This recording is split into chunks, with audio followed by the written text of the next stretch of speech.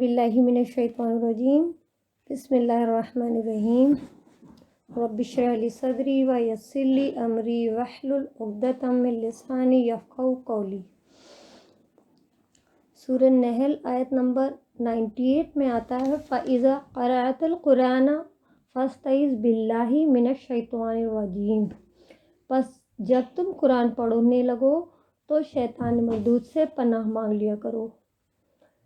इसी तरह से हुक्म आता है कि शुरू करने से पहले बिस्मिल्लाह पढ़ लेनी चाहिए। वैसे भी हर काम की शुरुआत में बिस्मिल्लाह पढ़नी चाहिए और बिस्मिल्लाह पढ़ने के कुछ फ़ायदे तो होते ही हैं।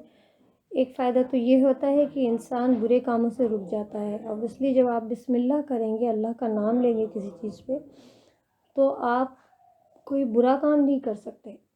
और दूसरा फ़ायदा ये होता है कि जब हम अल्लाह का नाम लेके कोई काम शुरू करते हैं तो अल्लाह की ताईद और मदद उस काम में होती है।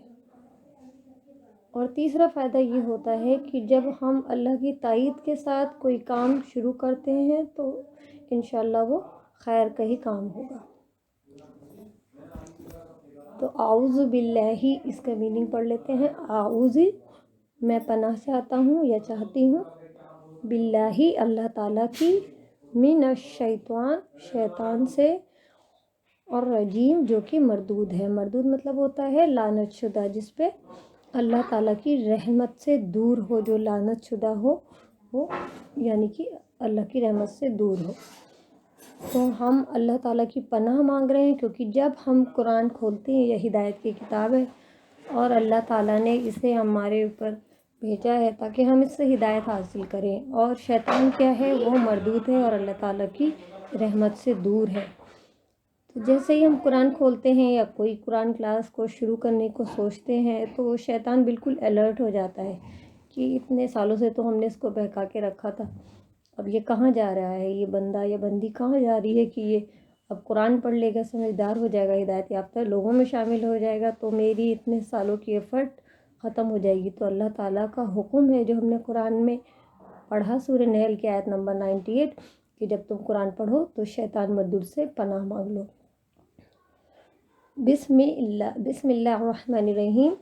बिस्मी मतलब सात नाम अल्लाह ही, अल्लाह के, और रहमान जो बड़ा मेहमान, और रहीम बार बार रहम करने वाला है। रहमान और रहीम इसकी तफसीर आगे भी आएगी।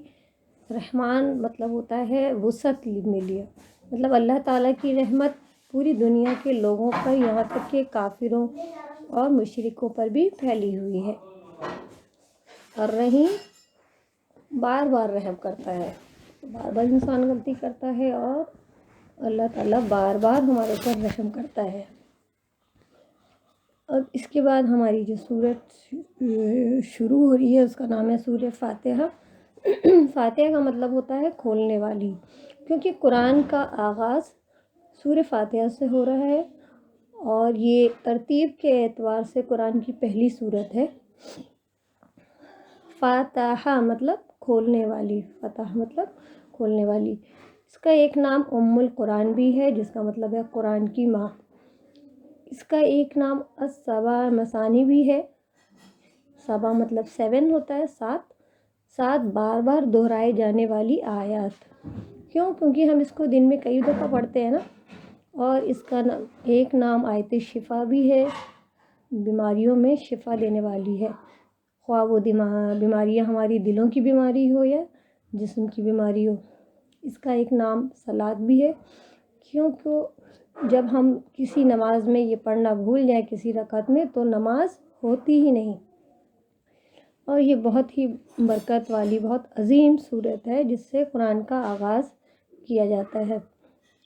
एक हदीस है जिसका मफ़हूम है, हज़रत अब्दुल्ला बिन अब्बास रज़ी अल्लाह अन्हु फरमाते हैं कि रसूलुल्लाह सल्लल्लाहु अलैहि वसल्लम बैठे हुए थे और आपके पास जिब्रील अलैहिस्सलाम भी बैठे हुए थे।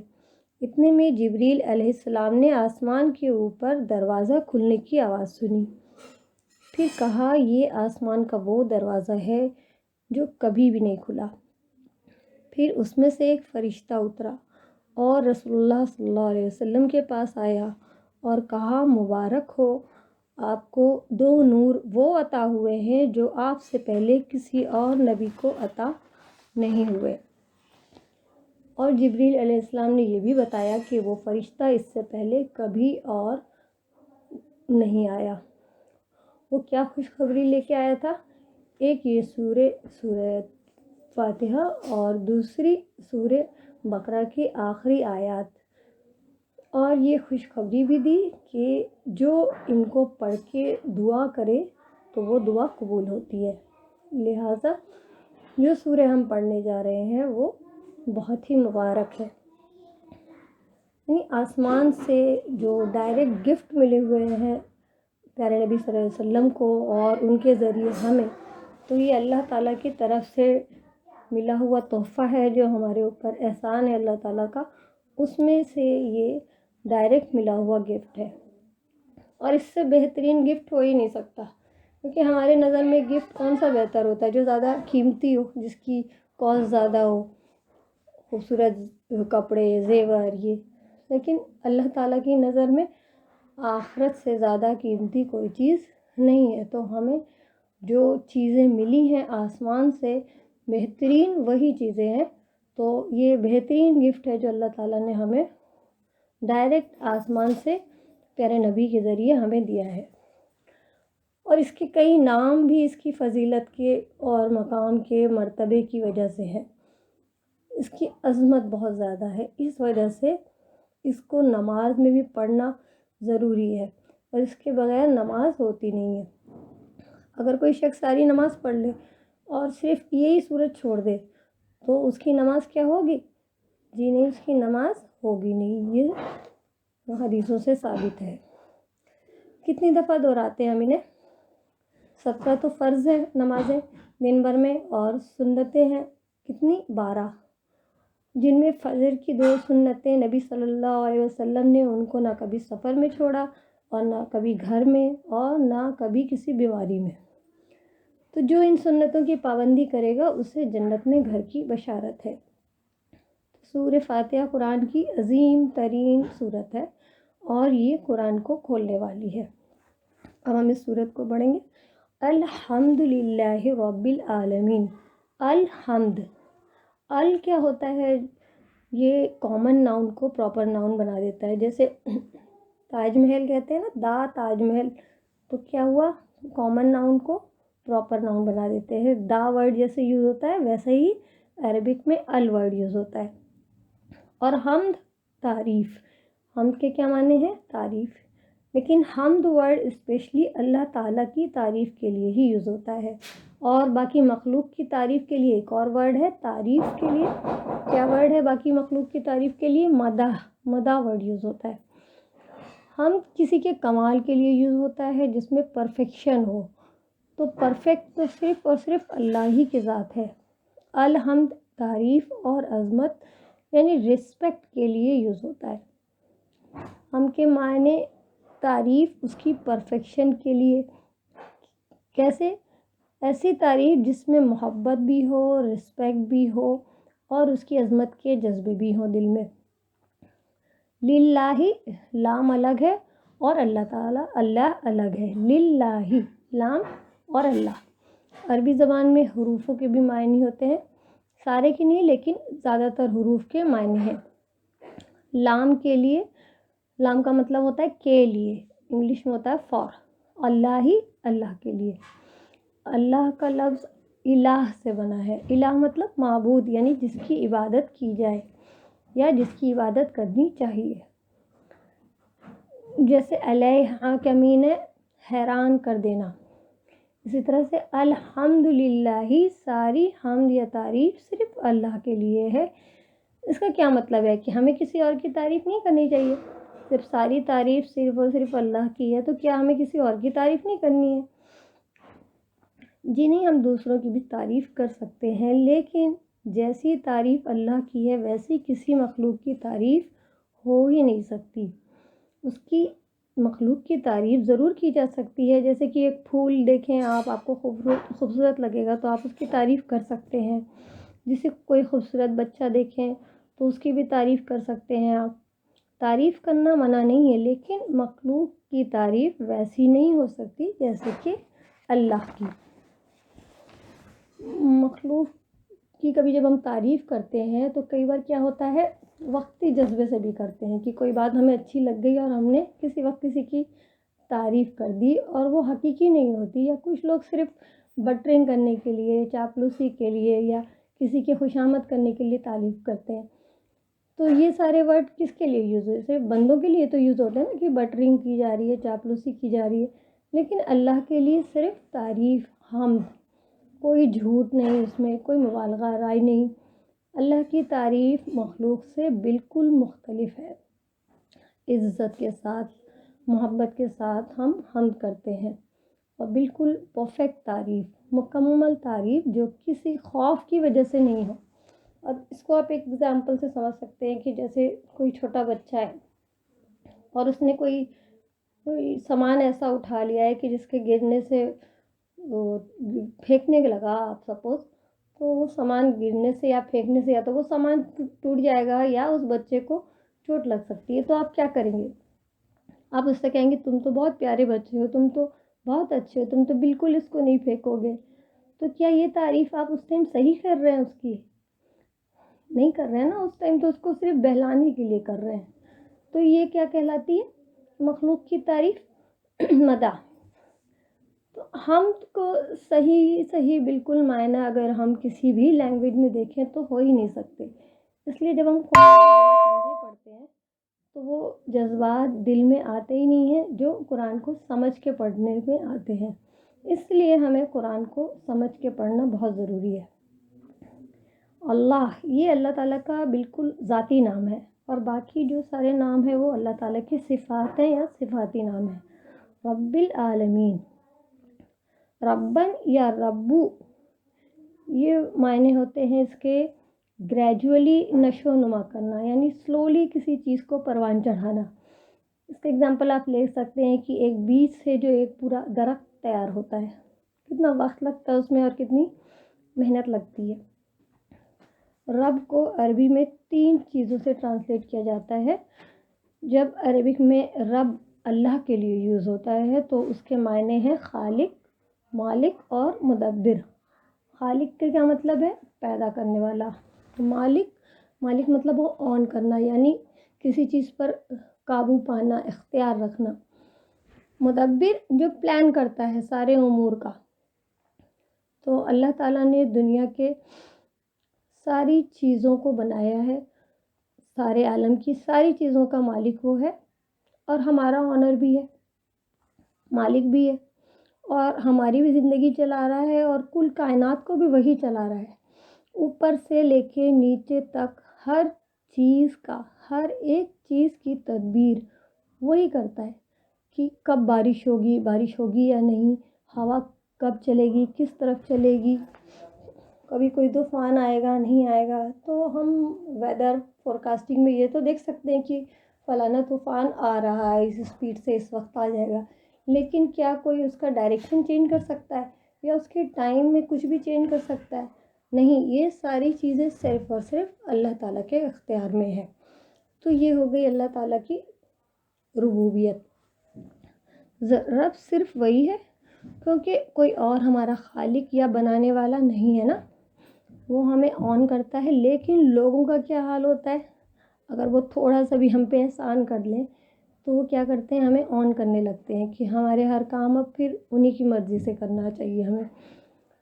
نہیں، ایسا نہیں کرنا چاہیے نا، ہمیں تو صرف اور صرف اللہ کی مرضی سے ہی ہر کام کرنا ہے، کیونکہ صرف وہ ہی ہمارا مالک ہے۔ اب عربی زبان میں عورت کے لیے ایک ورڈ آتا ہے ربۃ البیت۔ ربۃ البیت کا مطلب ہے کہ مینیج کرنے والی گھر کو۔ بیت مطلب ہوتا ہے گھر، یعنی یہ لفظ پہلے سے بھی یوز ہوتا رہا تھا عربک میں، لیکن ایک عورت کی مینجمنٹ کیا ہے؟ ناقص ہے، جبکہ رب کی مینجمنٹ پرفیکٹ ہے۔ کیونکہ گھر کی مینجمنٹ مشکل ہوتی ہے نا، جیسے پورے دن انسان کام کرتا رہتا ہے، سب چیزوں کو ٹھیک جگہ پہ لگاتا رہتا ہے، پھر بھی رات تک بھی آپ دیکھیں کہ بہت سارے کام انکمپلیٹ ہوتے ہیں یا اس معیار کے نہیں ہوتے جیسے کہ ہونا چاہیے۔ اب صبح جیسے ہی ہوتی ہے، سورج بالکل وقت پہ، بالکل جو اس کا منٹ اور سیکنڈ ہے جو متعین بالکل اسی وقت پہ نکل جاتا ہے، اور ہم کتنے بھی جلدی کرتے رہیں لیکن اپنے کاموں پہ اکثر لیٹ بھی ہو جاتے ہیں، ہوتا ہے نا ایسا۔ تو ہمارا مینجمنٹ اور اللہ تعالیٰ کا مینجمنٹ، یا آپ کسی بھی مینیجر کو، بہت بڑے مینیجر کو دنیا کے لے لیں، بل گیٹس کو سپوز لے لیں، اور اس کے مینجمنٹ کو اور اس کل کائنات کے مینیجر کو کمپیئر کریں تو اللہ تعالیٰ کا کمپیریزن کسی بھی مخلوق سے ہو ہی نہیں چاہتا، ہو ہی نہیں سکتا کسی بھی اعتبار سے۔ رب العالمین وہ کسی ایک جگہ، ایک شخص کا، ایک ملک، ایک قبیلے، ایک نسل کا نہیں، بلکہ عالمین کا رب ہے۔ عالمین کیا ہوتا ہے؟ العالم کی جمع ہے، اس کا روٹ ہے عین لام میم، اور اسی سے علم بنتا ہے۔ علم کہتے ہیں نشانی کو، علم سے عالم بنا ہے۔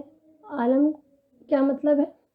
وہ مخلوق جو اللہ تعالیٰ کی بنائی ہوئی وہ چیزیں جو اللہ کے وجود اور اس کی معرفت کی طرف ہماری رہنمائی کریں، مطلب ہمیں اللہ تعالیٰ کی پہچان دکھائیں، ان کو دیکھ کے ہمیں اللہ تعالیٰ یاد آ جائے۔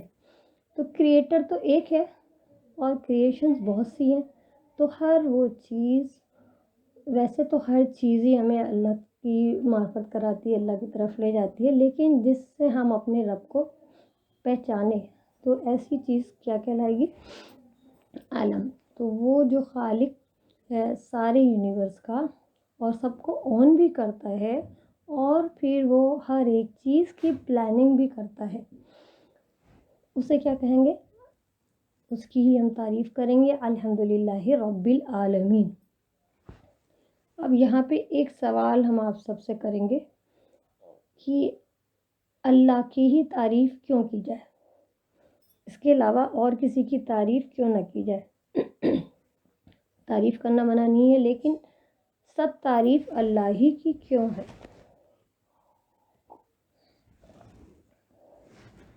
آپ کہہ سکتے ہیں کہ اللہ تعالیٰ نے ہر ایک چیز بنائی ہے، تو اس میں سے کچھ لوگ یہ کہیں گے کہ نہیں، ہم نے بھی بنائی ہے، فلاں چیز تو ہم نے بنائی ہے، فلاں چیز ہم نے لکھی ہے۔ تو انسان بھی کریٹو ہو سکتا ہے، اور اس کی کریشنز کس چیز سے بنی ہوتی ہے؟ جو اللہ تعالیٰ نے چیزیں بنائی ہوئی ہیں آلریڈی وہ ہو سکتی ہے، تو اس کی کریشن اوریجنل تو نہیں ہوئی۔ اصل کریٹر تو وہ ہے جو اوریجنیٹر بھی ہو، بنانے والا بھی ہو، اس کو اوریجن سے بالکل زیرو سے اس نے چیزیں بنائی ہیں جب کچھ بھی نہیں تھا۔ تو دنیا میں جتنے بھی کریٹر ہیں وہ دراصل میں اسمبلر ہیں، انہوں نے اللہ تعالیٰ کی دی ہوئی عقل کو یوز کر کے اور اللہ تعالیٰ کے دیے ہوئے وسائل کو یوز کر کے کچھ چیزیں بنا دی ہیں، تو وہ اصل کریٹر نہیں ہو سکتے۔ اللہ کے تعالیٰ کے علاوہ جو بھی ہیں، چاہے وہ پیغمبر ہوں، فرشتے ہوں، اولیاء اللہ ہوں، وہ سب بھی اللہ کے بنائے ہوئے ہیں، اور وہ اللہ کے شریک یا اللہ کے مقابل نہیں ہو سکتے، وہ سب اللہ کے محتاج ہیں۔ قرآن میں آتا ہے یا ایھا الناس انتم الفقراء الی اللہ، اے لوگوں تم سب اللہ کے محتاج ہو۔ تو الحمدللہ رب العالمین، سب تعریف اللہ ہی کے لیے ہے جو کہ رب ہے تمام جہانوں کا، اور رب ہونے کے باوجود، ہر چیز کا مالک، خالق اور مدبر ہونے کے باوجود بھی وہ کیا ہے؟ الرحمن الرحیم، بہت مہربان اور بار بار رحم کرنے والا ہے۔ سبحانک اللہم و بحمدک، اشہد ان لا الہ الا انت، استغفرک و اتوب الیک۔